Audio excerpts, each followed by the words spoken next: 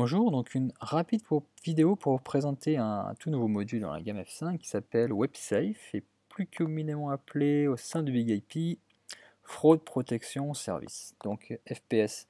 C'est un job extrêmement simple, hein, c'est tout simplement de protéger l'utilisateur contre trois types d'attaques, on va dire, trois failles, c'est-à-dire la première c'est les malwares qui seraient au sein de son poste, le deuxième c'est le phishing, donc être informé, nous, au sein de l'administration, que notre site a été copié et qu'un utilisateur s'est connecté sur ce site copié.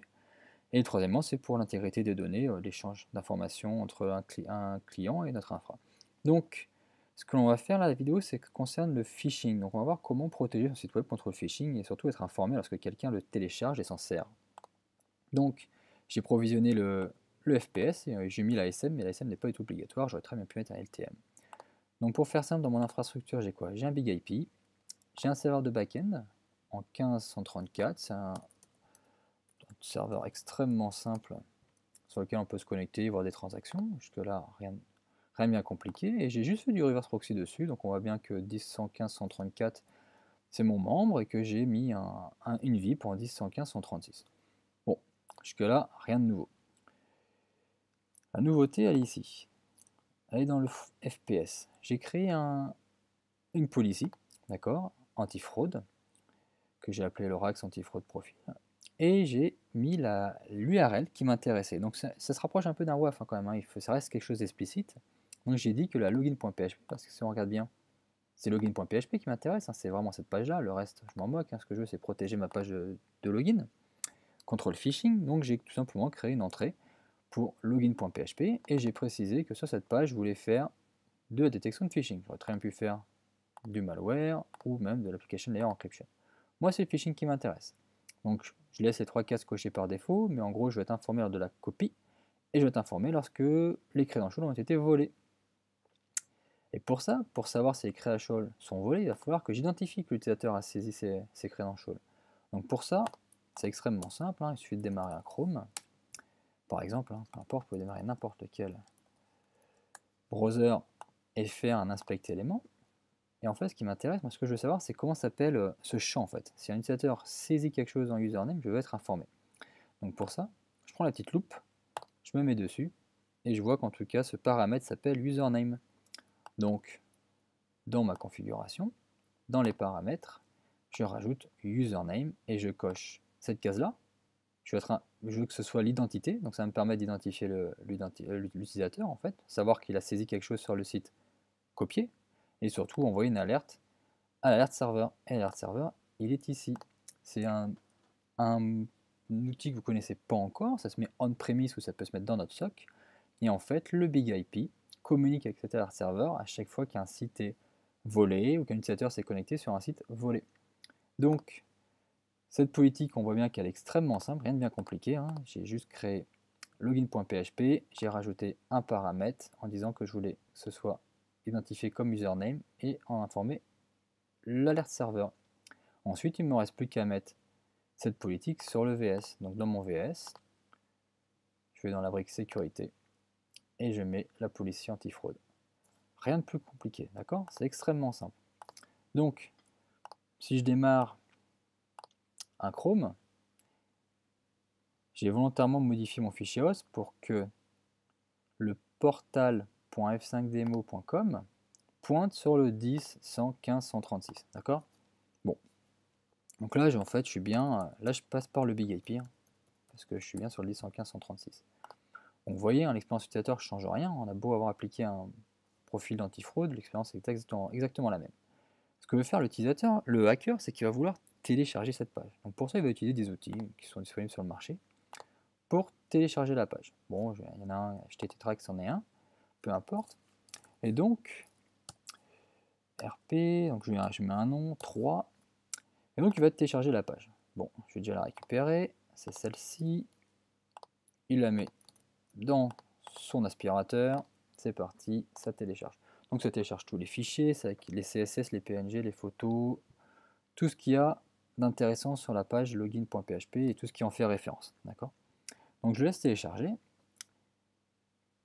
c'est fini, et je vais aller voir ce qu'il a récupéré. Donc sur mon disque, RP3, Portal F5 Demo, c'est bien celui-là. Et donc là, je vois bien qu'il a récupéré une grosse partie du site web. Donc à partir de maintenant, en fait, il s'est passé des choses. Vous ne savez pas ce qui s'est passé, je ne vous le dirai pas.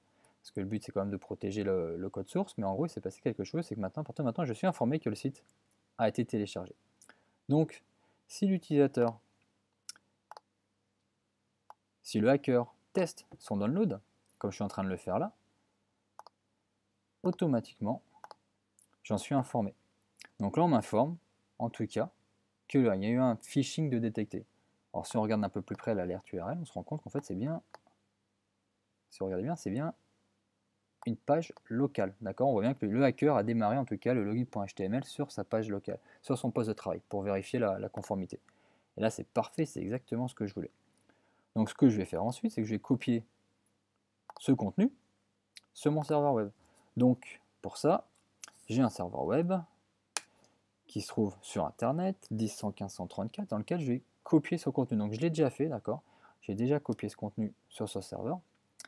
Et on va pouvoir s'y connecter maintenant en direct. Donc maintenant, on va complètement, bien sûr, bypasser le reverse proxy, parce que le but, c'est de ne plus aller sur la société f5demo.com, mais de partir dans le cloud ou sur un serveur disponible. Et donc, si je vais dans var 3w, sur Perugia, j'ai copié le contenu. On trouve bien le login.html, le websafe, le stat, l'image, etc. Donc ce serveur-là est disponible et ce serveur, il a une IP qui est de mémoire 137. Donc j'ai modifié. Pour ça, du coup, je vais faire ce qu'on appelle vraiment du phishing. J'ai changé le nom. Si vous regardez bien, j'ai changé le démo en dem0.com. Et là, l'astuce. Donc en fait, dem0.com va renvoyer sur ce serveur-là, sur lequel se trouve le site copié. Mais le site copié protégé en sorte. C'est-à-dire qu'en fait, moi, je vais être informé en tout cas que quelqu'un va accéder à un site copié, fiché. Donc bien sûr, ce qui se passe, c'est qu'au départ, l'utilisateur, il a reçu un mail. D'accord, donc il est allé sur gmail.com et il a voulu récupérer. Il a tout simplement reçu un mail qui pensait être officiel, lui permettant par exemple, de mettre à jour son information. Donc, il allait voir ses mails le matin.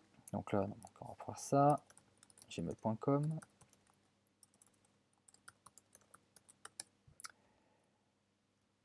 Et il a reçu un mail de F5. Voilà, enfin de Mathieu de F5. Il dit voilà, mise à jour de votre compte F5 démo. Bon, cher partenaire, merci. Comme tous les ans, nous mettons à jour l'infrastructure, merci de vous y connecter. Bon, il ne fait pas attention qu'il y a un 0 à la place du haut, il clique. Bon, pas de changement, il arrive tous les ans et toutes les semaines, il a l'habitude de travailler sur ce site-là. Il ne se pose pas de questions et il s'y connecte. Avant même de se dire quoi que ce soit, je retourne ici et regardez, je suis informé en tout cas que le site web a bien été copié sur portal.f5demo.com.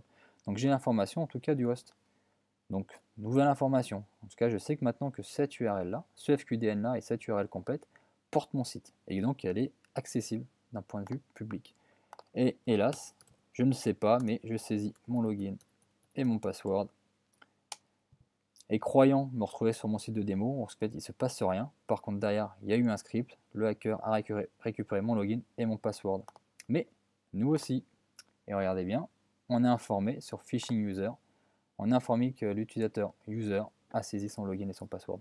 Donc à partir de maintenant, je peux tout de suite bloquer ce compte et demander à l'utilisateur de renouveler son password. Donc le hacker a beau avoir eu un login et un password, il ne va pas pouvoir en faire grand chose parce qu'on a été mis au courant. Donc ensuite, maintenant le job, c'est de pouvoir bloquer cette URL là.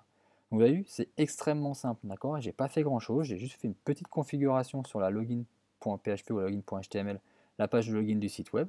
Après, le hacker a téléchargé mon site. J'ai été informé, quelqu'un s'y est connecté, j'ai été informé, quelqu'un a saisi son login, j'ai été informé. Voilà, donc tout ça grâce à des astuces que je ne dévoile pas, qui sont embarquées dans le Fraud Protection Service, donc le FPS, qui est plus communément aussi appelé WebSafe.